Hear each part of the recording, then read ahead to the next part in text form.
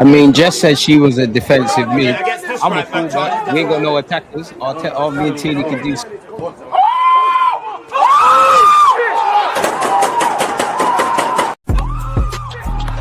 Smash the like button, subscribe to Jess's channel, the title, stop being lazy. Always do whether we win, lose, or draw. Oh, yeah, let me show you.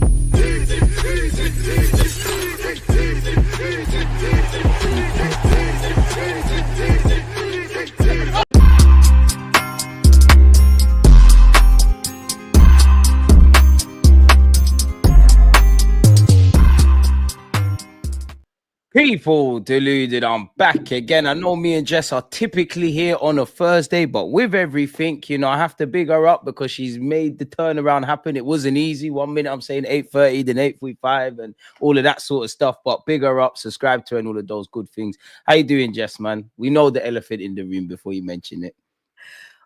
Like, I'm good. I'm not happy about Arsenal, obviously, but I'm good. Yeah. Are you drinking tea? Yeah, let's go with that. Let's go with that. It's tea, man. It's something, it's a very strong tea. But I want to actually, before we get into the Kai Havertz thing, I clipped up a clip of our live stream because I kind of predicted that this will happen. And I want to ask you again. Now, if we, you know what, in your defense, in hindsight, if everyone could apply hindsight, we'd all be a lot smarter. But I had foresight. So I'm going to ask you again, would you have taken Morata? Oh, yeah, I remember that. I guess now, yeah, I would for sure. I tried to help you, Jess, man. Yeah, you did. You tried to help me. This is the one time in life that you were right, by the way. Oh! So we want to pull up the receipts about the young players and whatnot. Boy, we could go there. But no, man, like, yeah, Jess, I really don't know what we're talking about beyond the obvious. I really don't know where to start this. Me personally, I'm dumbfounded. I'm sure you have done a live stream because I watched it. I've done mine, but I've got to ask you, man, like, what was your initial feeling when you saw the David Ornstein news regarding Kai Havertz's hamstring issue? I mean, I didn't even see David Ornstein's thing. I just woke up and like my group chat was going crazy. And I like the first thing I saw was Laura. If you guys know Laura Kirk, she's great. The first thing I saw is he's out for the season. And my heart was just like, oh my gosh, Kai's hamstring is like gone. This is a couple of days after, and then maybe like one day after we find out about Martinelli being out for a month with a similar situation. And I'm just like, you could say who could have predicted this, but I think it's when it rains, it pours. And the theme of this season has pretty much been everything bad that could happen is going to happen. And so for them to feel comfortable going through the January transfer window and doing nothing, this is just like, well, here we are. You know, I think no matter what you think of Kai, we've debated over Kai like a million times. He's our top goal scorer, whatever we shape it. And he's now out for the season. Exactly. Like, that's not a good thing. We're talking about the rest of the season potentially playing just Wanyeri, Trossard, and Sterling. And we already know that, like, I mean, beyond that, we are cooked, you know? And so I think people are looking back at the amount of times that we spoke about squad rotation and how Arteta maybe isn't the best at that. The lack of, you know, preparation in multiple windows in these positions, and just where does the blame lie, and just the frustration around a season that was already felt like a dead rubber now feels even more like, are we talking about making top 4 now? Like, what are we actually doing here? And so, yeah, I'm seeing Jason Ito prop, and I'm just like, yeah, let's start there because I never obviously I watched your video, but I never caught that part. What is that? Because you said a lot of things, and I want to touch on a lot of those talking points you said. Yeah, but let's start there with the Jason Ito PR or prop. Like, is any maybe I'm ignorant, but has anything else come out today, or am I right in assuming, you know what, when they were saying he did what he did in the January market, he's doing great stuff? Is it more of that, or is it something new? Yeah, it's just more that, like, first of all, he's on the short list, which I think is just ridiculous anyway. Like, they're like, oh, we're gonna up the sporting director chase or whatever after blah blah blah, and he's on the list. He should not be on the list. We need actual experienced people. He should be nowhere near the list. You know, Sammy McBell is like now the more like, you know, top guy in terms of I'll be a Arsenal. nice. Them and there are PRs. Big up David Ornstein. Shout Sammy Motbell. They've clearly got links at the club. They drip fed stuff. And even with Sammy Motbell, I've got a bit of a gripe with him, Jess, because I know he doesn't mean it in this way. But I'm sure one of them articles, Jess, he said something like, you speak to those whose Arsenal opinions matter. It sounds a bit elitist. That's what I was going to talk about. That particular article that said it sounded defensive, like Arsenal fans think they know, but they don't know shit. And what the people at the club that matter liked what Jason Ito did during the window. Well, he didn't do anything. So if this is the product of his January transfer window, then it was awful. You know, there's just no way that they should have felt comfortable going through that window without doing anything. And they did. So yeah, it's not the best. Like if we got to the end of the season and they said we've hired Jason Ito, not only would I not be surprised, but I would be like, this club is moving in the wrong direction. Very much so in the wrong direction. I mean, you're bang on our money. Go on. I was gonna go on because you take it away, man. We want to hear your voice. Like I have said everything I've got to say about all of this, man. So take it away, man. I'm lost for words. I'll be real with you, Jess. I'm lost for words. I'm disappointed. I'm not surprised, but somehow I still am surprised. Yeah, it's just the wrong direction. I think a club like Arsenal need to be looking for best in class to support a young manager. I think that should have happened at the beginning. Now people have kind of turned sour on Arteta, which I understand because he's the main guy in charge. He's the coach. But just in the beginning, setting up the club and the group around him, there should have been experienced football people knowing how to win to support a young manager. Deeper problems than they do, really. Exactly. And they've doubled down on inexperience and lawyers and nothing that says we want to win. There are, and I get, we're not the opinions that matter, but Arsenal fans turning their nose up to Luis Campos and Dan Ashworth and people like that. I'm so sorry, but I would take either one of them tomorrow. Are you guys not watching PSG? Hello? A lot of that is what he's built. A lot of still building. Yeah, you guys like what Luis Campos, like you like that, but then you wouldn't take him at Arsenal because, yeah, but we need somebody that understands. I don't want anybody, they don't need to understand the club. They don't need to have played here. They don't need to have kicked the ball. They need to know how to build an elite squad.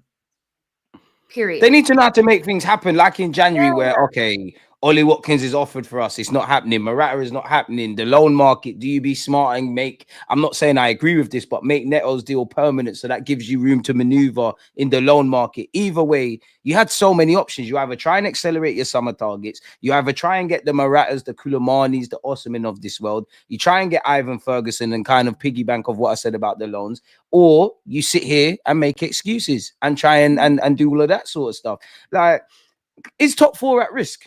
Because it's what we all know the club are cool with top four, but we ain't got no bodies. We've got at the minimum 16 games in all comps. It's not anyone who thinks Ethan is going to be able to play all of those 16 games is extremely naive. Top four could go left very quickly. Bearing in mind, we got to go Old Trafford, we got to play Liverpool, we got Forest, we got Chelsea, we got some big games with a depleted squad.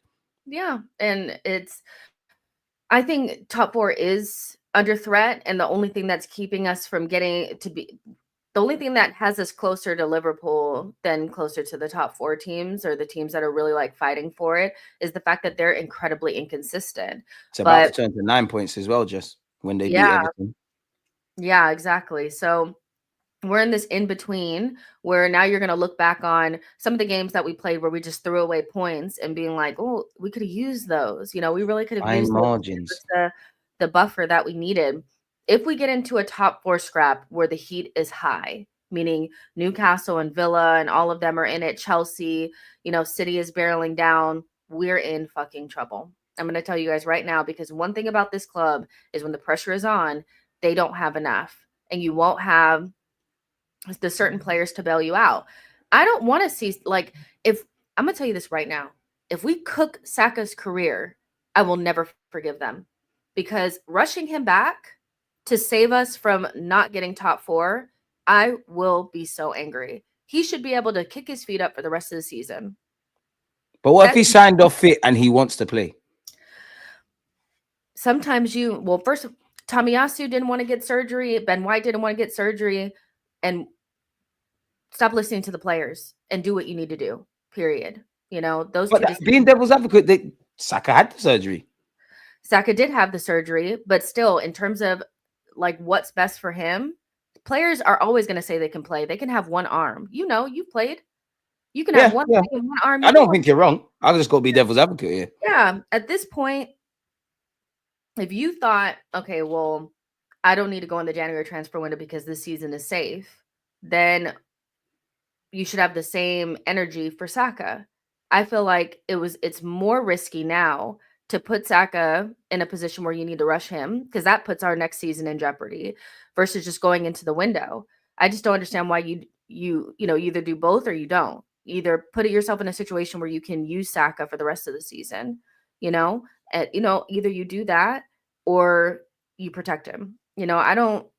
For me, it feels very much like we'd rather risk everything or risk nothing instead of doing something kind of in between.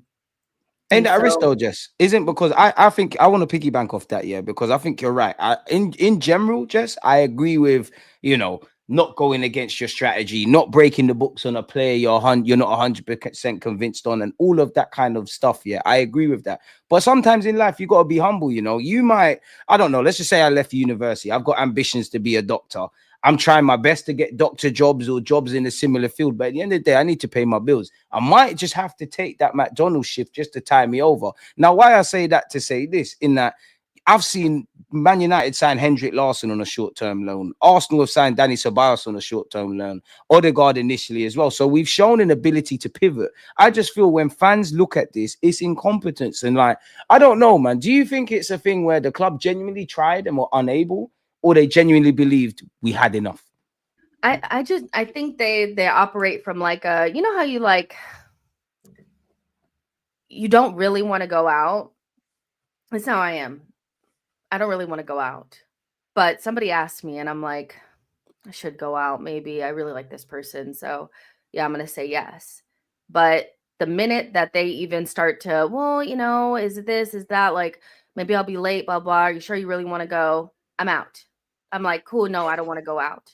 Because you already had one foot out. You already had one foot. You're just looking for an excuse now. You're looking for an excuse. That's how I kind of feel. It's like they half-assed, or like they have to tell the fans that they wanted to bring in someone. They had to. If we can find the right thing. If Arsenal really want to do something, they get it done. You know how I know that? Is because they did everything in their power to make sure that they got Declan Rice and Kai Havertz. They wanted that bad and they made it happen. True. They wanted it. And they're two separate situations, a long-term fixation on one player and a short-term thing that they just had to have. If you want to make something happen, you will. But they found the perfect excuse in the perfect situation not to. January is difficult. We can't find our perfect player. And I think the problem, Arteta has the autonomy to say, I don't want anything. I don't want this second and third choice. I don't want anybody. That's where I don't want just a body comes in. But we should have a DOF that can offer Arteta alternatives that fit his criteria, that don't feel like choosing between Nico Williams and Sterling. But what if he was off? To be fair to Jason Ito, and as much as I get onto him, I actually feel a bit sorry for him, contrary to popular belief, because at the end of the day, I know you're basically part of this because you're with Edu and whatnot, but you're a novice being asked to do a madness in January, which is crazy. But what if, for argument's sake, Jason Ito said, I've got X, Y, Z, I've given it to Arteta, different kind of profiles, fit the philosophy, and he said no? Well, then, I mean, we don't know, but what we do know is that what we read from the reports is that Arteta was offered Murata or Tell, and he said, I don't want anybody, which is crazy. So, yeah, I mean, you just have to go by the reports. We don't know absolutely everything, but I figure at the end of a transfer window where you totally bombed, they're probably going to tell you the best case scenario, the best version of the truth. And it probably was just that. He said, I don't want anybody. And a body would have been Murata or Tell. And if it comes down to just those two options, and you also didn't want to cough up the additional 15 million to buy Ollie Watkins, which would have been the only acceptable one to bring in short term, and he would have been the only acceptable one. Tell would have kind of been like okay, younger player, whatever. He would have got playing time, by the way. That would have been fine. Definitely. Yeah, but Ollie Watkins was the option to go for, and they decided not to do it. And so I always just think it's like half-assed. If they really want to go into the window and get something done, they will. And they're gonna have to hold that. And that's the problem. But to be fair to Arteta, let me ask you this then. What if Arteta said, you know what? I might not have spent the money in the best possible way in the summer. You lot help me out in January. I'm begging for players. What if they heard his cries, and not really Jason Ito, mainly the Kroenkes, because Jason Ito, respectfully, is a little man. What if Arteta was begging and the Kroenkes were saying something that ultimately wasn't what we want to hear? Yeah, I mean, I think everything exists in the gray area, though. I do. I think, I don't think it's just the Kroenkes didn't want to sanction a signing. We put in a 40 million pound bid for Ollie Watkins. So there was something there. It could be the case that they didn't want to spend that much. Arteta didn't want the alternatives, and the sporting director couldn't come up with better options. I think that's the shit pie that they came up with. And that's why I say it's always layered and nuanced and somewhere in the gray area. It's not just Arteta didn't want to improve the squad. He just didn't want the options that were probably presented to him. The sporting director couldn't give us better options because he's not that great at his job. Arteta's too bougie, man. I will say that Arteta is very bougie, bougie. He is bougie. And then you have the Kroenkes that don't want to sanction a big signing because they want their self-sustaining bullshit, So it's all together mixed up. The cocktail is a shit cocktail that they made up, and it's not just one person. And with the Arteta being bougie thing, I think where that comes from is probably being stung by the secondary options that have been offered to him in the past. He don't remember when he was at Everton, man. He's been a coach at City. He's done his thing at Arsenal. He don't remember when he had to eat plain bread. He's been used to, when you're used to caviar and driving in Lamborghinis, you can't go back to getting on the bus, man. Yeah, I don't think that he likes, I don't know what particular players it was, because we don't always know the ins and outs of what player was whose idea. But I wouldn't be surprised if there were some players that, that he's been burned by in the past. So he's like, I'd rather just not deal with it at all. But there should never be a situation where you can go through multiple windows and not improve in a certain position where you are rail thin. And there should Last two in particular, man, unacceptable for the whole club, whether it's Arteta or the board. I'm not here or there. As I said on your stream, when I was growing up with my grandma, if I'm enjoying myself with my cousins, we're having a great time. Somebody breaks something they're not supposed to break. My grandma is not going to ask who did what. Everybody's getting in trouble. They tell us it's a collaborative effort. Right now, it looks like too many chefs are spoiling the dish. Where in the same vein, if they did act in January or they did acquit us in the summer, I think most balanced fans would have said, you know what? If the same things played out, you know what?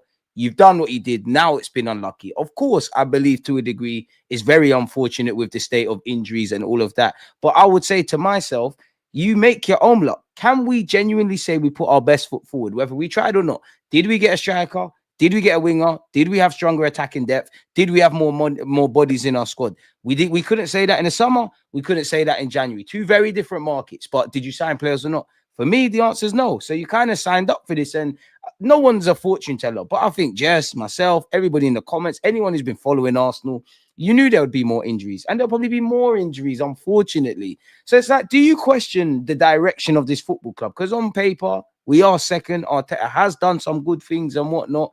But yeah, do you question if we really want to do this winning leagues and trophy thing? Yeah, for sure. I mean, I think at the beginning, I wasn't quite sure because the way that the Kroenkes were, and I think people have to remember, like, we don't want to give the Kroenkes too much credit. They get a little bit of credit for sanctioning the money to be used. Everything gets used because of Arteta, man. Fuck them. Yeah, the money is not from their own pockets. Those are loans that the club actually has to pay back, so they're not just giving the money, let's be honest, but I think I do question where we go now, because again, nuance always. It's not like there wasn't money there, but we have to question, was that money spent properly? And did we put the money down on players that were actually going to make the biggest difference for us moving forward to win the Premier League and to be successful in the Champions League. Do you think that? No, I don't. I think the window where we bought Declan Rice, Kai Havertz, Raya, and Timber was a slight misfire. Not a terrible window, but we still missed our best window in a minute, to be fair, but I agree with you. In terms of the amount that we spent, it was unprecedented. It was a window where we acted fast and we were very involved, and we're not used to that. As Arsenal fans, we are not used to having a window like that. But I remember doing streams and we still had questions around I think a lot of people accepted the Kai thing because we were we're spending money and we got Declan Rice, but we just really still missed out on that attacker. And the way that we started that season, you could tell that we were different, but we weren't necessarily better. I think we were mostly different, but not better. Then you compound that with the next window where it was very clear that they want to do a sell to buy. And that is very problematic for a club that has no real track record of being great sellers. I know people tried to, we sold Emil and we sold Nketiah, We are not. And they're already two of our best sells. You throw in Iwobi and there's definitely another Haylender missing out. That tells you we've got a lot to do in that. But go on, Jess. Yeah, we're not good at selling. So if they're not going to give us the money up front, we're going to struggle. Think about the window that's coming up this coming summer. There's already money allotted to an expensive ass backup goalkeeper and Zubimendi. Those are two players that don't do anything for what's going on up front. Nada, nothing. They can't sell Jesus, so they're already drip feeding that. If we want to get 3 players, mind you, 2 of those players are already going to be a defender, a goalkeeper, and a DM. If we want to get 3 players, we're going to have to sell a crown jewel. And the name that they threw out was Martinelli. Oh, the name that they threw out is Martinelli. Is he still even a crown jewel? And this is coming from, me and Jess always run this banter. I'm Martinelli's biggest defender. Is he a crown jewel? I think someone needs to get a diamond tester, if I'm honest with you. And I don't know whether I believe that as well when Martinelli's concerned, because A, Mikel Arteta loves him. B, there's obviously resale value. And C, the contract is running down. And also, and let me flip a question at you just here. How do you look at it? Because we are not accountants. We're not flies on the wall. But for every report that says Arsenal are in financial issues, we need to sell to buy and do all of those things, there's also articles that come out and say, do you know what? They're actually in a good financial place. Anything they're doing in relation to that is because of a mandate directly from the club. It's not like, respectfully to Newcastle, where they're kind of crippled. They kind of have to kind of pussyfoot around PSR. Yeah, I don't think that we have necessarily financial problems. I just think that they want to do a self-sustaining model. That's all. I just think they wanted to get us back into top 4. And once they felt like we had secured that, because this would be hopefully our 3rd year qualifying for it, they were like, okay, now we can just use the money that we get from selling to buy players, so Champions League now. Yeah. And then the Martinelli thing, and what you said is really important. I don't really believe the Martinelli thing because Arteta really likes him. And that's the problem, is that if they feel like they need to sell in order to bring in 3 players, and we already know that there's already money being pushed towards a goalkeeper and a DM, then if they don't sell Martinelli and they can't sell, where do we get the depth? What's going on? Then where's the money going to come from to get? They're already basically telling you probably Sesko, and that's about it. But even that, just obviously, we're hearing Zuba again. To be fair, the club haven't officially come out themselves and said this, but at the same time, we are being briefed about. We're talking to Zubimendi, all this jazz. Sesko rumors are not going away. Do you really feel, 1, that the club have to deliver this summer, and 2, are you confident that they'll deliver? They have to deliver, but it's like a have to, and then what? We're not gonna mobilize as a club and as a fan base to try to really get KSC out. It's like, do you see what I'm saying? So it's like, yeah, they have to. I definitely. Of course they have to. Will they? I just the way that the verbiage that is coming out now really worries me. Needing to sell a crown jewel. We're not a good seller. Arteta's not going to sell Martinelli. We can't sell Jesus because he has the ACL. So there's not going to be money. They're basically, to me, they're briefing us that the window is going to be shit. They'll think it's great because they're getting. All the ITKs are saying it'd be amazing, like what Morgs has said here, but seeing's believing now. Well, in their mind, a window where you get another DM and a goalkeeper is a great window for them. That's a great window. They don't give a fuck. They do not want to spend the kind of money that it's going to take to get the type of attackers that are really going to change everything. They're thinking Martinelli will be fine. Trossard is fine. Saka will come back and be fine. What's the problem? If they get one attacker, that'll probably be it.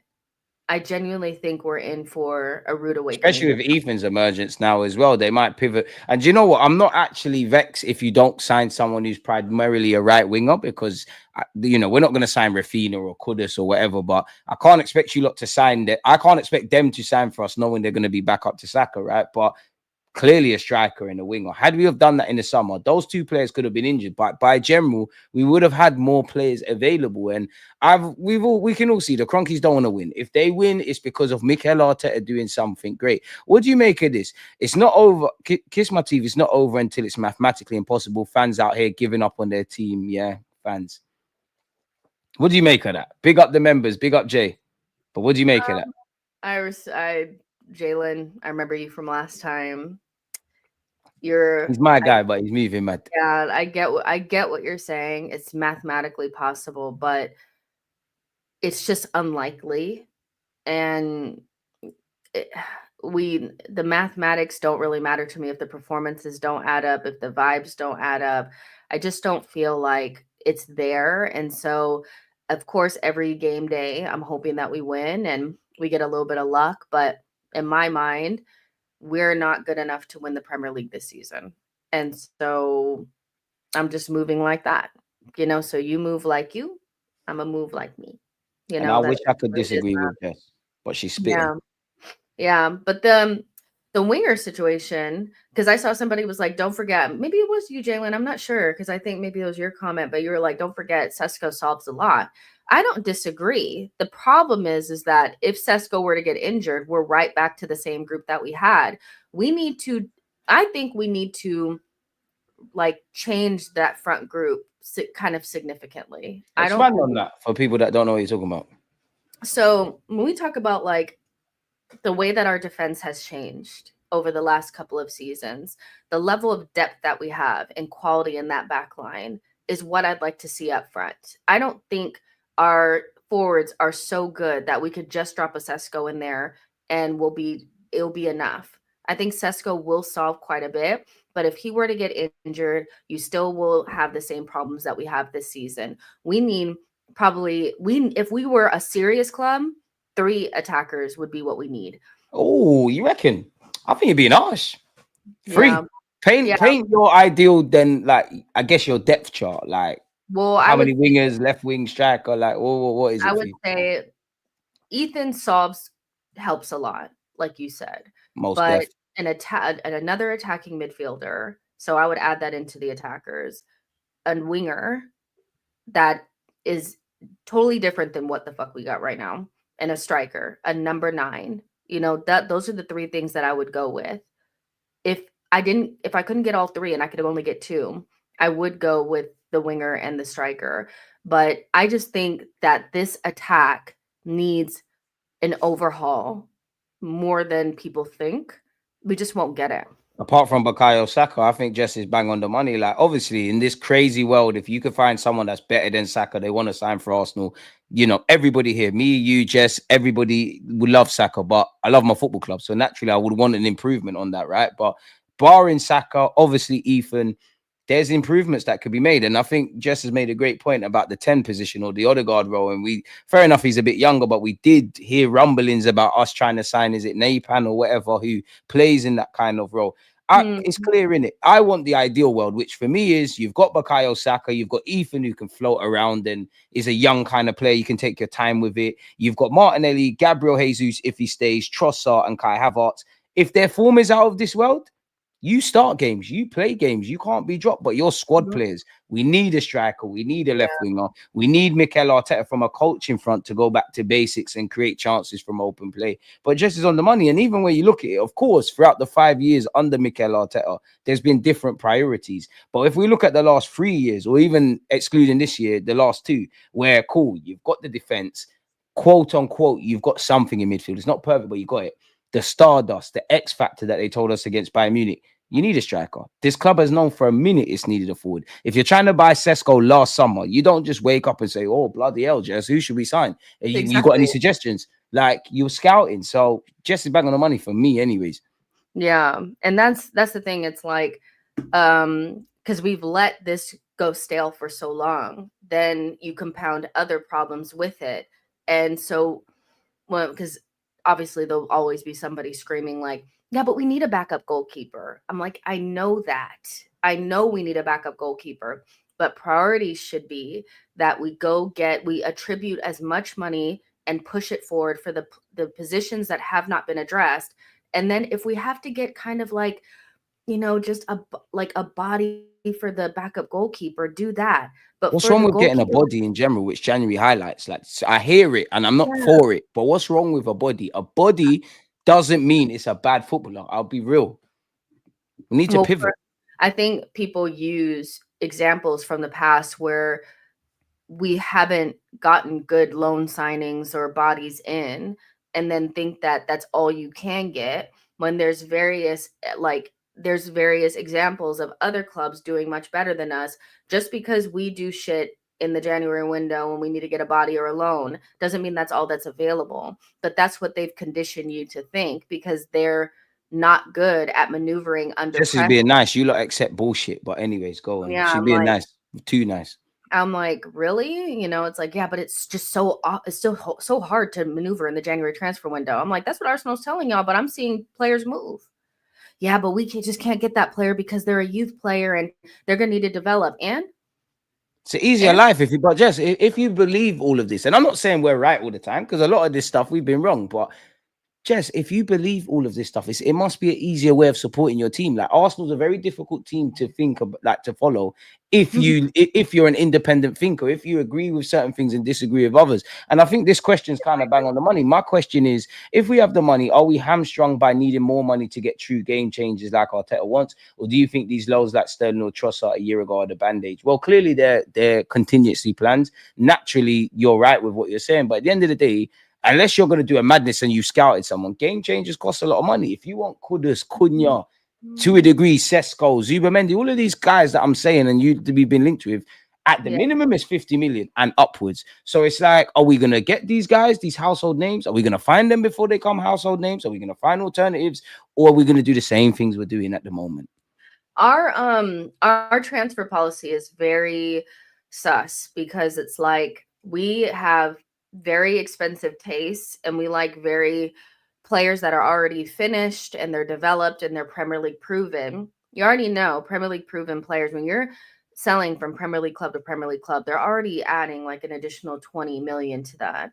They're very expensive. So, and we don't want to develop the players ourselves, because Arteta can't coach, manage, and develop at the same time. He really struggles with that. So he needs to get the ready-made players, but then we don't have the money. And I don't even know if it's so much we don't have the money, but you have the lawyers up there talking about what their true value is. And we don't, because we want to pay more over a longer time for these release clauses, which I'm not against, but we're clearly working in some sort of budget or remit. Yeah, they do this whole like they didn't think Isak at the time was worth the 70 million euros. That's what the Tim Lewises and those guys were telling him. And I'm just like, you guys are not football people. That's why you need football people in those seats, because they can look at a player and look at them and say like their potential is this. This player will be £100 million player in 2 years if we play them and they develop in the way. They can't see it because the player's not in the Premier League, because the player is not right in front of their face. So they don't want to develop the players when they're not expensive.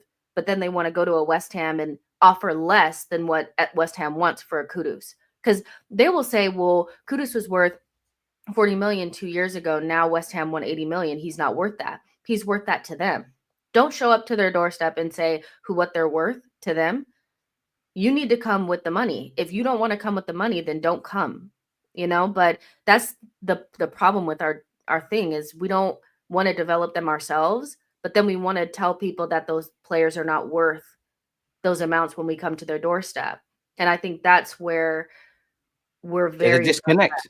Yeah, we're very suspect. I'd rather, because I'm an Arsenal fan from a long time, I'm okay with us buying the players before they become the They're stars. lesser known entities. Yeah, we Yeah, just want yeah, competencies. Like if you can find a man for 5 million or 500 million, great. I just want strikers that can score and do all the modern day exactly. stuff, etc. Like it's I'm okay jarring. with that. And like, is it just me, Jess? And again, I'm not with it, yeah. But you look at Nico Williams, you look at Sesko, you look at Zubamendi. Half of these guys, you look at Garcia. All these men got release clauses. So it's not like I'm not saying you can't scout, and we didn't scout. We've obviously done our homework, but it's like you're going after players that are quote unquote attainable. And then for me, I don't expect you to get everything right in terms of incomings and outgoings, but I hope you get all these signings. Because I don't want to hear from Arsenal fans, if you don't get Sesko and you don't get someone else, who could we get? Because we're doing the same things. It's word to damn pots, it's swings and roundabouts, man. Like, it's nonsense, really. And when it sounds good in theory, but when you actually sit there and break it down, it's not making sense. And I know it's easy for us as fans. We're armchair experts. I have no doubt they tried, but it's a results-driven business. For me personally, stop telling me what Arsenal have done well. Stop telling me what we do good. Not because I don't want to hear it. Cool, you've got that nailed down.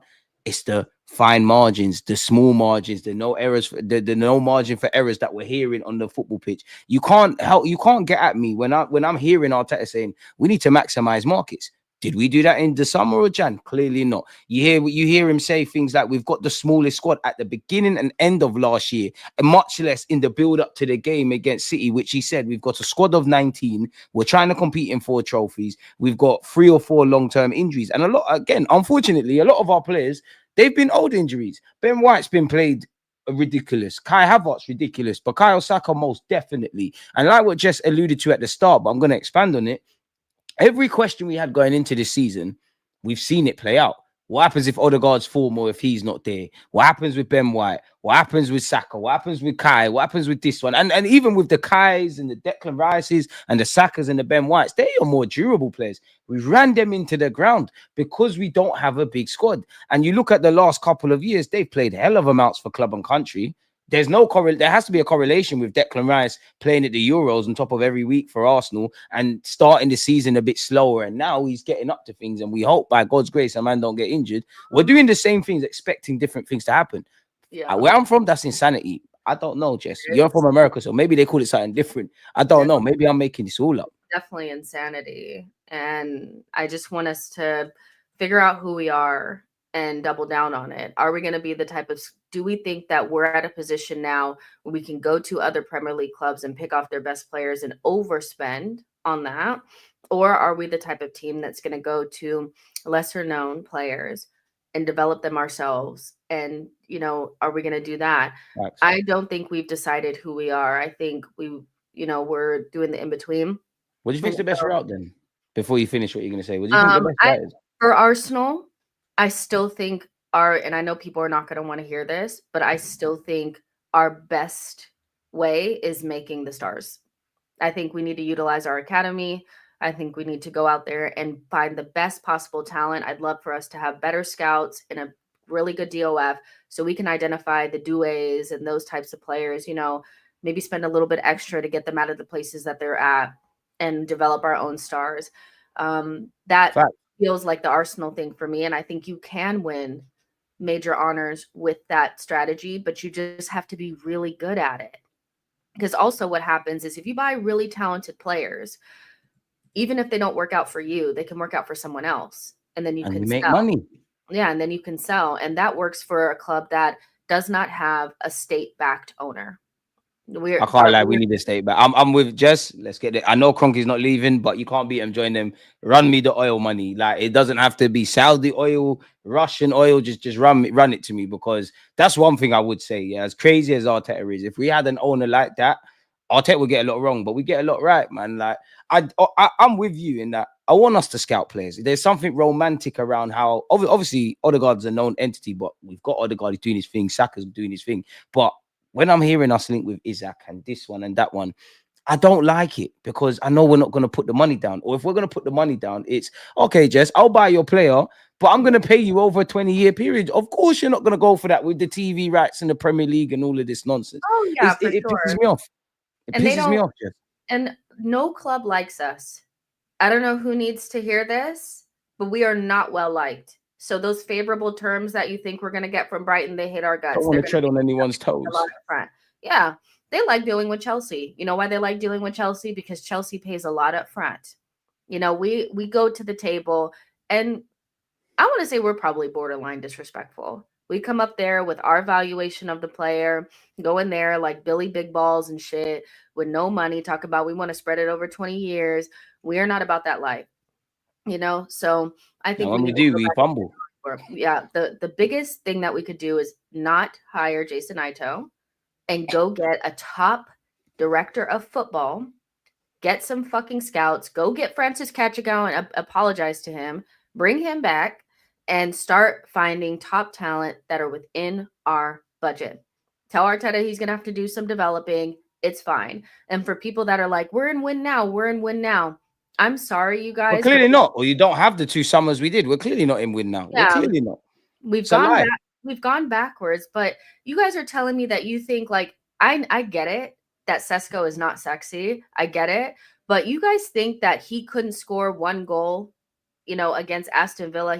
Last year, he couldn't score 1 goal against West Ham. We're talking about just needing players that, when it comes down to it, can score the goals when it matters. That's all. That's what we need. And that's not necessarily always a world-class player. It's not. We watch players all day, every day for other teams scoring goals in big moments.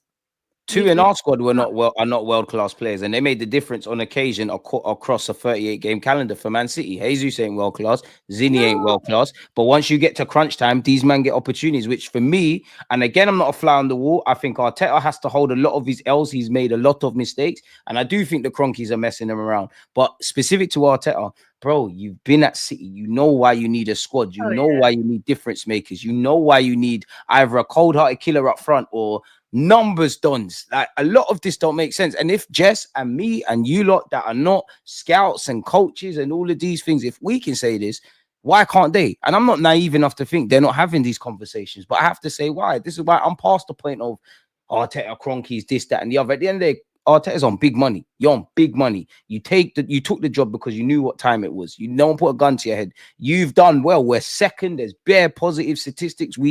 Us two could wheel off. With great power comes great responsibility. I'm not on it. Like, let's be honest. What people forget, the whole reason we talk about Kai Havertz up front is because we failed upwards with him. It was a short-term injury. It was an injury to Jesus. It was a short-term solution that became a long-term option, which shagged us. A lot of people saying, oh, at the back of last season, if he continues, yeah, that's romantic. But you see, like life, football gets ugly. There's romantic moments. If we somehow win the Prem, nothing be more romantic than this. But when it gets cold-hearted, ugly, winning or losing, backs against a corner, the 2 legs against Newcastle tell you my answer. Man United tells you my answer. Last season tells you it. This year tells you it.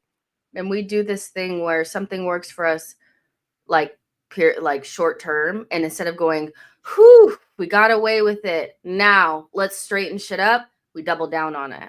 And then the injuries. We love a short term option that we try to make long term. We do it a lot. Even with like Jorginho and Trossard, they were meant to help us get over the line. They weren't even supposed to be the number 1 options, but they were meant to come in and help paper over the cracks for us to win the Premier League. Jorginho ended up being Declan Rice's best partner last year in midfield, which was a madness. Exactly. These are short-term options that we should have had a short-term plan for. They should have been here for 1 to 2 seasons, flip it quickly, and make sure that we get in the players that we needed. We still should have still went out there and got the top left winger that we were meant to get, and we didn't get it, and we're still looking for it. Now you have Trossard and Martinelli. Neither one of them are ideal at the moment. And, you know, Pixel is asking the question about, would Martinelli be okay, like, as a bench player? To me, he would be. And that's where he should be. But you got no choice. You have Arts Trossard. You got no choice. If you don't want to be a bench boy, like, let's assume, that we signed the striker last summer, right? Kai Havertz form was out of this world. You deserve to start the season as the number 9, you know? But you see, once you mess about or there's rotation and the next man takes the chance, there we have it. And some of you sat there in the summer, because me and Jess have been doing these live streams for a while. Both of us have been wrong about a lot, but at least we're out here. You can see our faces, you can see our takes. You definitely have, you definitely have. But we don't need to speak about Gabriel Magalhaes. But like away from that, I'm making peace with you. The main thing I'm saying is some of them were saying, some people that are waffling about a striker, Jess, were saying, oh, don't sign a striker. Where we're gonna play Kai Havertz? Are we Kai Havertz or Arteta FC? Or we fucking Arsenal? If you want to play, you play. That to work so bad because they don't want ever to say that Mikel got something wrong. Just fumbled. It's cool. Why do you want Mikel to be right so damn bad? Buying Kai Havertz was sinister. It was so misguided. Like, come on. There's no way that you could. There's so like you can say that Kai was better than you thought he was going to be, or he did a good job at center forward, and still accept that it was the wrong signing and it was misguided and selfish of Mikel. Because his ego thing driving it. His ego was driving it. He said, "I'm gonna turn this, guy that nobody thinks is good enough, and my get into a housewife, into something else." And guess what?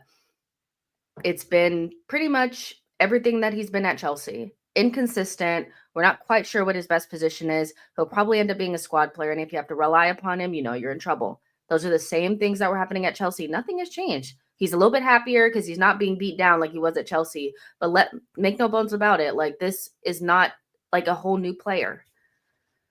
It's not this is the thing, Jess. Like, again, Jess said it all. Like, he's been a lot better than he was at Chelsea. Of course, Chelsea can sit here and say, oh, he scored in the Champions League final.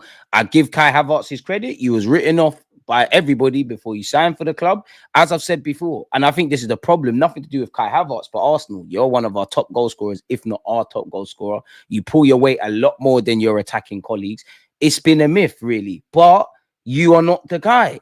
And Mikel Arteta, fair enough, things go wrong. If you genuinely thought Kai Havertz was a Xhaka replacement, I just feel looking at two of the players, they're very different. Kai Havertz's strengths are off the ball. Xhaka is more of a traditional centre mid. That left 8 is fixed now, kind of, with Declan Rice. But these are things that I need Arteta to learn from.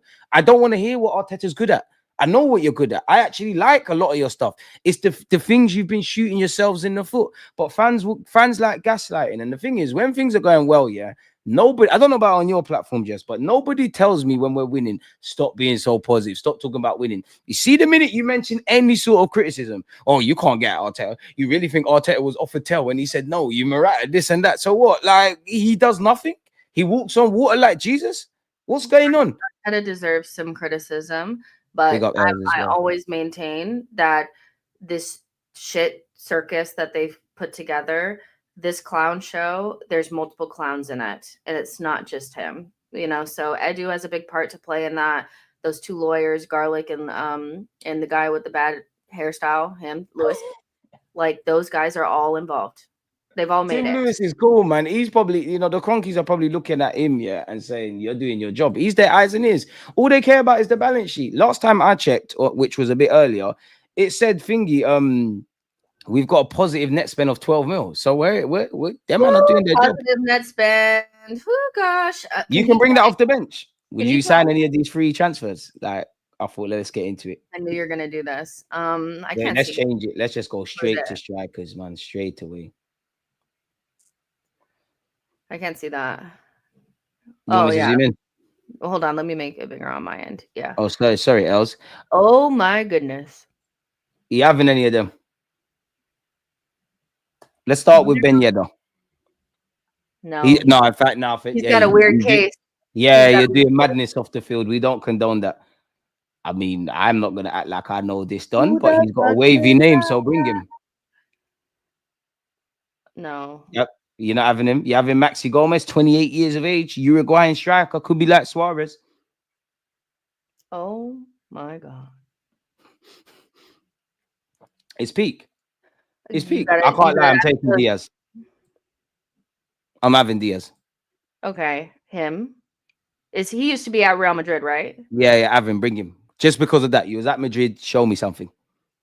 That winning mentality. Yeah, man. We'll hide behind all of that. Are you taking this done? Kamar Roof is fucking crazy.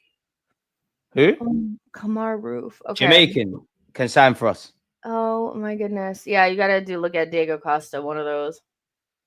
Hey, we're in the gutter. Santi Mina.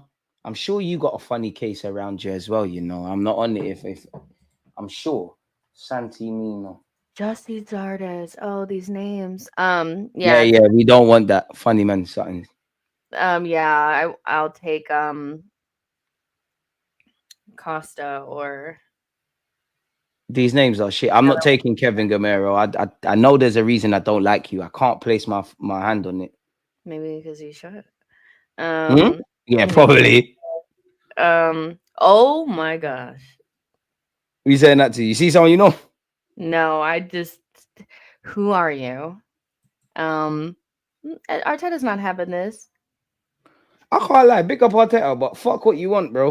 Like, fuck what you want, bro. Like, my mom used to take me to the shop to buy trainers, and I used to look at Air Forces and all of that. They're like hundreds of pounds as a little kid. She used to say, "This is what I've got. This is what you can have. These things. We ain't got time for that, bro." Or you do the other thing, Jess, which I think someone asked, "Is it time to bet on Haylenden?" And specifically the Kion Edwards, the Sago Juniors, the Kion Edwards, Sago Junior. I'm missing someone, Nathan as well, who's technically made his debut. Surely we can't, whether they're good enough or not. Surely we're at that point now. Like you might as well sink or swim settings. Look at her face. Ellie at left back and stick Calafiori up at center forward. Gabriel Magalhaes, man, immediately up front, man. Immediately. Put Gabriel there. I just don't want to break up the center back pairing. No, fuck that, man. We're fucked. We might as well. Like, we might as well. The season's a write-off. You got to put one of those boys up front. You must. I'd rather see Calafiori Gabriel up front. That's what we got to lose now because the season's done. Yeah. The scariest part is you just know that now they're counting down the days till Saka comes back. And that scares the crap out of me. Martinelli as well. Like, these are hamstring injuries, and you've played before. Hamstrings are incredibly difficult to come back from because you feel that part behind your leg. If that thing is not, if you've ever and you will get little knocks. They will get little knocks, especially Saka. You've been out for time. You will get little knocks and whatnot. Do you think Saka will come back and be the same player? Because I know a couple of people have told me to ask you that. Like, I hope so. I hope so. Listen, no, we didn't ask for hope. Do you think he will be the same player? If anybody can come back and be the same player, it'd be Saka. You know, I hope so. And that scar didn't look good. Some fans are crying. He had surgery. He's gonna have a scar, but but you know, we're just very pussies, man. There's a lot of our fan base that are pussies, man. Come on, man. He's gonna have a scar, but Saka. I'm hoping that he comes back. You know, the same player. We saw Timber has pretty much looked the same, which is like yes. But if it was up to me, he wouldn't play a single game. Not a single game. So if Saka is medically fit, you would not play him. You know what? I think there was something that came out about how Arteta doesn't really respect the medical team's wishes. And I think there's an Arteta date and a medical date. I think idealistically, you wouldn't want him to come back until like March, maybe April, make sure he's fully fit. I don't think we see him until May. I'll be real, just I don't think we're seeing him. If the sun is not shining at the Emirates, then no. Just come back for Anfield, didn't it? The season will be finished by then, but just be there for Anfield, didn't it? Because now that the pressure's off, it wouldn't surprise me if it means nothing, but we win at Anfield. What do you make of this comment? I've got a lot of time for Jalen, man. He's very optimistic. Big him up. In life, never be scared or panic when it looks like you'll fail. It's part of growing and becoming better. Now, in isolation, my thoughts, I hear that. I agree with that. I hear that. But that don't help me, bro. Like, I hear it, but it's a cop-out, man. That's cool. Do we have enough players to put out on the football pitch and do what we need to do? But where are you at with that, Jess? I mean, in the end of the day, like, you know, I've seen people say like similar things to this. Hopium, that's all for you. You know, if you have to have the Hopium and the copium to make you feel like we haven't wasted 5 years, that's fine. But just don't pass it on to me. I don't need any Hopium. Not at all. I view sports as if you're meant to, there's obviously teams that you don't ever expect to win. Dan, you're moving mad, man. But we're not one of those. You know, we're not one of those. We are the type of team that people expect things from. And when you're not winning, you're not successful. And so We've had our project years. We've had the times where we're meant to be building. We're beyond that. A lot of these same people were saying, I just feel it in my bones. This is our year. They've went from that to, yeah, but the injuries, it's talk out of both sides. We're not successful right now in the metrics that matter for a club that's meant to be really, really good, a top club. So yeah, the Hopium I don't need. We are failing right and now. I'd say to that, Jess, as well, like, you lot can do all of that until you're blue in the face. If we just want to listen to what the manager said it's great being the best team in 2024. Reality is we haven't got over the line. We want to win trophies. We want to do this and that. I ain't going to argue with the gaffer. You can't have it both ways. You can't tell us to be positive and blindly positive and then not listen to the manager. I'm only going off them man's words, And do you know who I feel sorry for? I feel so actually away from the fans. I feel sorry for the players. You can say what you want about these players. Mentally, it's difficult to keep getting yourself up. Declan Rice, who's not afraid to talk and probably talks too much, big him up for chatting. He said, "Oh, I hope we sign a player because Tierney's been playing left wing." That lets me know how everyone thinks, rightly or wrongly. That lets me know where everyone's at. Everyone was expecting something. I actually feel in January, Arteta thought something was going to go on. The players did, but nothing did. So now, Arteta, whether you're the good guy or the villain or the good guy or whatever, you're involved. The board, you're involved. Because the Kroenkes don't give a fuck. They don't care. Like, this has shown us. And you lot can talk in the chat about Everton equalising. That's great. Can you guarantee Arsenal are going to win their 14 Prem games? Forget Liverpool for a sec, man. I'm shaking. I'm shook going to the King Power. Shook. Who is up front? Vardy on the top. I don't need that. So yeah. I honestly, guys, like, just make sure that you secure top 4 and then we reconvene in the summer. If we don't make top 4, somebody needs to get sacked. No, if we don't get top 4, I can't lie, Arteta, you have to go. The Kroenkes will be onto them, but if we don't get top 4, you have to go. On a serious note, that's actually a good breakaway from this, Let's actually look at where we're at. Yeah, let's look at where we're at, because everyone has been saying, including myself, appreciate that hate. Shout out Els in the cut as well. Big up my mods. Boy, these lot are saying it's 2-2 between Liverpool and Everton. Forget winning the league and all of that. 24 games played. We got 50 points. Forest have 47. Chelsea, we got in a bit as 43. City have 41. Newcastle in this. Bearing in mind, 5 teams potentially get top 4. Newcastle got 41. Bournemouth got 40. And we'll stop it at Bournemouth. Big up Aston Villa. Like, are we really panicking for no reason?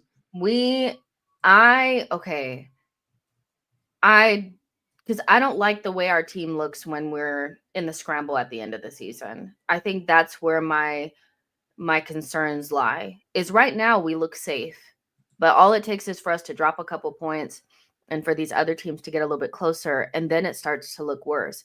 She knows Arsenal get to follow, and I cut you off. He wanted to know who you were, but yeah, go on. But yeah, like that's where I'm concerned, and so really, it's a big job for our defense. I think our defense is going to have to do more work than what they've already been doing to keep as many clean sheets as possible, because we're going to lack goal threat for the rest of the season. I know that it's like, well, we were lacking goal threat before. Well, honey, Raheem Sterling is in the building.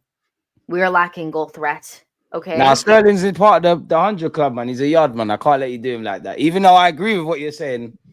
It's dark, man. It's dark, man. It is dark, so the lower the scores are, the better for us. But, I heard people saying, like, who's going to step up? And, we've probably been asking for Odegaard to step up for a while. He really has been like, ass for a while, but how much more did Gabriel and these guys need to do? They can't step up no more, man. The good players have done too much now. The good players have done too much. Like, the players we believe in, they've gone as far as they can. Kai Havertz, people can say what they want about the man. He shouldn't be our main striker. He shouldn't be one of our more consistent players. He shouldn't be one of our more reliable players. None of this is on him. It's on his teammates not pulling their weight more than him. And it's down to Mikel Arteta and the Kroenkes. And this is what we do. We put decent squad players and make them regulars. And we'll huff and puff. We'll score 3, 4, 5 goals isolated across the season. But when we really need, like what Jess was saying earlier, when we really need to put the ball in the back of the net, we're not going to do it. When these players are going to get close, but not close enough, we're going to be in issues. So it's fair to say we're a bit nervous at the moment about top four. Let's look at our fixtures then, Jess, man. Like, all right, let's go with Leicester. W or L, or WD pause or L. Where you at? Let's go through them. W. All right, so you got a Leicester win. Someone tally it up. You got a Leicester win. That's 3 points. I have to believe. You know what? W, because we're coming back from Dubai. Yeah, big up Leicester, but W. West Ham. Win. I'll back that. W. Nottingham Forest away, midweek. Draw. I think that's an L, you know. I'm gonna say L. Okay. I think that's that's just on brand with us. Bearing in mind, yeah, look at the dates. These games are starting to come. Man United away. I'm going W. I don't want to lose to them. W. L. To be fair, our record at Old Trafford's terrible. Chelsea. Draw. W. Fulham. Draw. L for me. In fact, no, draw. What did you say? You went draw as well, innit? Yeah. Draw. Everton, L for me. Scrape a win. Scrape it. Oh, you know what? Yeah, it's gonna sound so bad. Like, scrape it, like nasty set piece or some shit. I might be being bad mind, but I think whenever Mikel plays his fellow Spanish managers, I see I'm not saying he's throwing the games, but we move a bit shaky. Whenever we play Everton, we move a bit shaky. I'm saying L. Oh, okay. Brentford. Win. Yeah, how about that? Brentford win. Ipswich. Win. I'm with that. Palace. Win. Same. Bournemouth. Draw. W. Okay. Anfield. Loss. I'm gonna say W because by then I think they wrapped up the Prem. I think they wrapped it up by then. Okay. Yeah, man. Off pressure off. Right. We'll finally do it at Anfield, man. With W. Newcastle. L. Yeah, it's looking like an L in if it. If Liverpool have wrapped it up, we're gonna get ripped at home against Newcastle because we'll do the fuck my life thing. You know, we're so pathetic. Oh, Isak. Oh, you know. Yeah, L, man. You know, I can't. Eddie Howe, I don't know what Arteta did, but I'm going to say on behalf of Arsenal, we're sorry, bro. We don't want to fight you lot no more. Please leave us alone. Just leave us alone. I don't know what Arteta or Arsenal did, but Eddie Howe, stop it now, man. It's childish now. You're onto us too much. Southampton, St. Mary's, I'm nervous naturally, but that's us in our bag, innit? Off the pressure. What it is? Sun shining. We can see first, and then we win like 2-1. Exactly. So W. So that's not enough. Based on what we said, I know we had different W's and L's and draws, but I personally think we've got to win at least 13 games, and we didn't say we'd win 13. So the league's wrapped up. How confident are you in the champs then, man? Is there any optimism? So here, watching first of all, that Man City Real Madrid game was fantastic. And I know there were some people that were like, the quality was low. I was like, why you guys don't watch football, do you? That's cap as well. To me, the quality was not low, but it was like the perfect display of individual moments are all that matters. Defensively, fine margins wise, like there were so many like goal line clearances and last ditch tackles from City to keep them in the game. There were, so many moments individually from Vinny and Mbappe and players like that. The game was chaos, and most Champions League games are chaos. Our desperation to control the game will be the end for us in those. But some would say European game suits Mikel Arteta more than the Prem.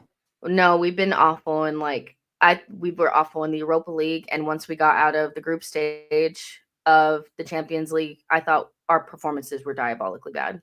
Again, both games against Porto and both games against Bayern. We played about 20 good minutes against Bayern. And why is that for you? Do you think we get stage fright? Do you think do you think we just ain't got it in us? Because I'm a bit weird in that. I don't think these players are pussies. I really don't. I think their mentality's improved and stuff. But I don't think there's enough dogs to get us over the line. Yeah. Well, I don't think that they show themselves in their individual qualities enough. We play very good point. And within our patterns, and everything is orchestrated and things like that. And when those don't work, if you come up against a decent coach, this is why we've struggled this season against the top 10. We have a really bad record this season against the top 10 because all you have to do is have a decent amount of quality and a decent coach that knows how to get in a mid block. And we don't have enough individual quality or players that can tap into their individuality and their individual talent to get us going. And I think that's pretty much like, I've seen Martinelli come up with individual moments in the past, Saka and stuff, but it feels like Nelly, I love you. It's over, brother. It's over, but brother. once we hit that wall, it's like we just start passing sideways and backwards, and we can't have a moment. Like, we don't pass in between the lines. We don't take risks. We're just very like so afraid to concede that we end up conceding anyway, and then we can't do our thing. And so we lack that already. But the players that even have an ounce of it don't show it. Who do you think's got it? Show it. In small increments, I think Saka has it. You know, I think he shows it at times. Other than that, I think a lot of our players flattered to deceive in those moments where we. What, Saka's the only one for you? I think. Well, Odegaard probably came up with our most individual moment against Porto in the game at home. I can't lie, man. I can't give it Odegaard. You know me. I'm like you. What Odegaard have. I always look at it, as silly as this sounds, Jess. Yeah. If I was in a nightclub and I stepped on someone's shoe, or I was speaking to a woman and they're in a relationship with my man and his head is hot, which, if these lot were my friends, who is going to back it? I actually think Kai Havertz would. I think Saka would be present. I think Gabriel Magalhaes would take it to another level that it doesn't need to be. I think Benjamin White would be there. Maybe I'm missing out on one man or something. Timber would be there. I think Raya would be cool. Saliba's calm. Other than that, I'm like, oh, Declan Rice would be there, but he'd be like, oh, stop, mate. There's no need. How many do you actually feel with it like that? Because you went with Odegaard. Well, I'm having we're talking about the difference between who has has an individual moment and then who has the dog. I think Skelly as well. Yeah, no, I'm talking about like mentality, dogs. I'm just talking dogs. Oh, well, man got moments in this team. I'm talking dogs, like backs against the wall. So that's what I was talking about, was the moments. Lewis Skelly as well. Yeah, Lewis Skelly as well. Miles Lewis Skelly. I think Gabriel Raya has that, Timber, Ben. At the back, they got it, but up front, it's like Saka is the only Saka's a good dude, unfortunately. And he's like a good guy. So yeah, but I think to me, it's more about just the things that you're seeing, like those PSG forwards do, Rafinha does, on a regular basis now. We've seen from Real Madrid. I know that it's like, but they're the best teams in the world. I'm like, yeah, but we're meant to be one of those as well. But they have players that consistently come up with those individual moments where they just make something happen. And outside of our patterns of play and set pieces, we really don't. That's why when Ethan does like little just random shit, we're like so gassed, because he's probably one of the only players that. You wait till that's coached out of him, but you're bang on the money. Shout out Ethan, man. Yeah, he hasn't been Arteta-fied yet. And that's the one thing that I don't want him to do to Miles Lewis Skelly. I'm copying that. I'm trademarking that. He hasn't been coached out of him yet. He hasn't been. He just does whatever feels right at the moment. That's why we're so gassed by it. I mean, he's quality. He's like, just does wavy mixed race stuff. Like, it's crazy. You said wavy mixed race. Wavy mixed race stuff. He's like Chris Brown and them, man. He's got a lot going for him, man. You could tell. I'd love to see Ethan's DMs in it. It's lit for him. What do you make of this? Yeah, to kind of round up. I get your questions in. A couple more questions before I let Jess get out of it. Yeah, this is said. I'm a real gooner. Do you know we're in second and in the last 16? Blimey, we are bad. Please talk sense. Okay. I kind of get what you're saying. But we've said what does he get? Because I'm really deluded. I don't get it. So could you explain it to us who don't know? I think that when you're not for some Arsenal fans, if we're not getting relegated, you can't be complaining. And my whole thing is like, we all have different variations of what a successful Arsenal team looks like. And for me, a successful Arsenal team, one is not like there's nothing about the Champions League round of 16 that's a given. that should not be a surprise, and that should not be something that we're like, oh, but we're in there. It's nothing. One love for the super chat, Andy, but go on, Nothing. So I think there are a lot of people that until the boom happens and we go out of the Champions League and we finish 3rd or 4th or whatever we do, then they just act like they never said these things. But I think a lot of us are just getting to the punch where it doesn't look great. We're probably not going to win the Premier League and we're not going to win the Champions League. So telling us to don't complain, we're 2nd and we're 3rd in the most cringy thing that I've been hearing people say is, yeah, but we're 3rd in the Champions League. We're not 3rd in the Champions League. We're not. That table means nothing. It means nothing. Nothing. Do any of you guys feel confident that we'll go past either of them Dutch sides or Milan or Juventus? Just they're liars. They're liars. They're liars. Because they did. You know how I know you're liars, yeah? Because you always, you know what, yeah? With these fans that say this stuff, yeah, and I'm sure there's exceptions to the rule. Them man that say that stuff, yeah, when things are negative, they always want to apply context. But we went out because of this, and this one got injured because of that. The minute we're talking about what we're talking about, oh, but we're 2nd and 3rd. Okay, cool. Really, is it a false image? That tells me, the only thing that tells me is we are a bit spoiled. Like, we have made progress. We're still complaining about the same things, but we're in a different kind of hemisphere. But you're lying to yourself. Fundamentally, just come on, man. That's copium.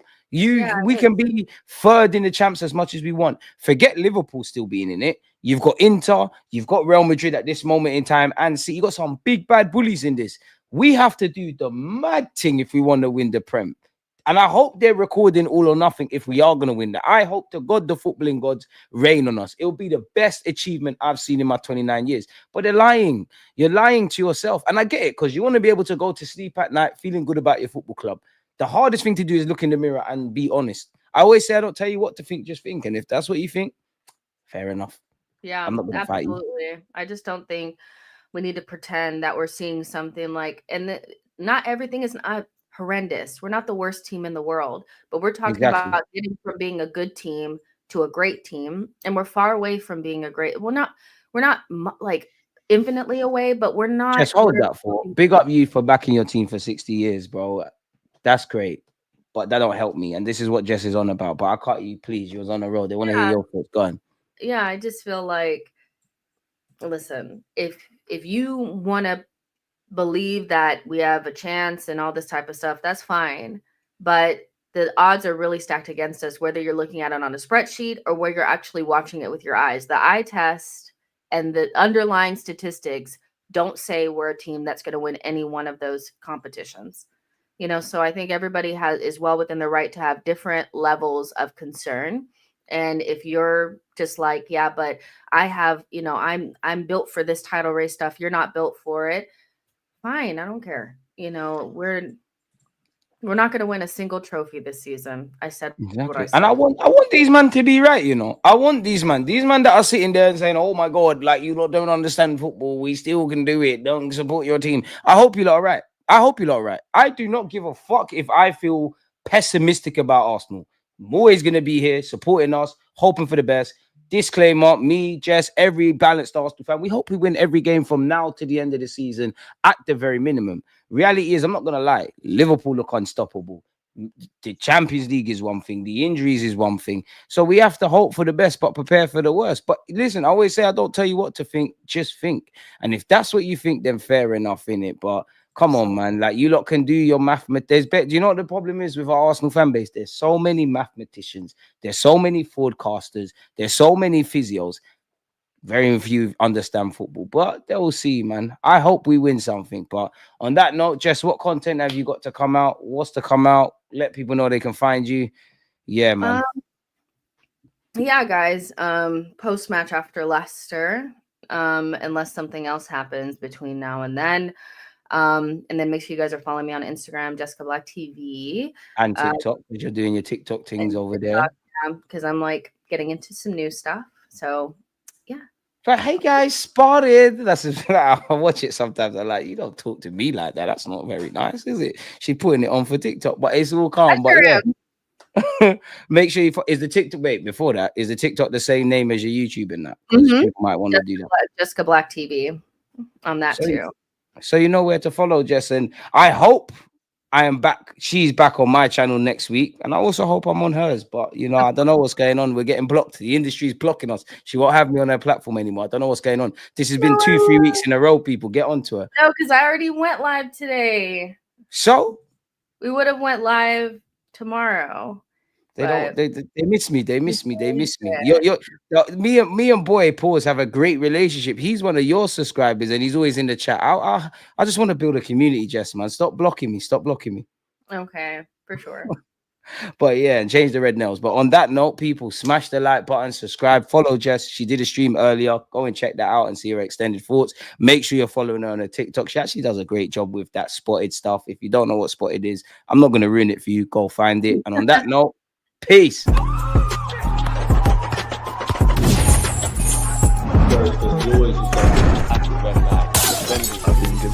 Like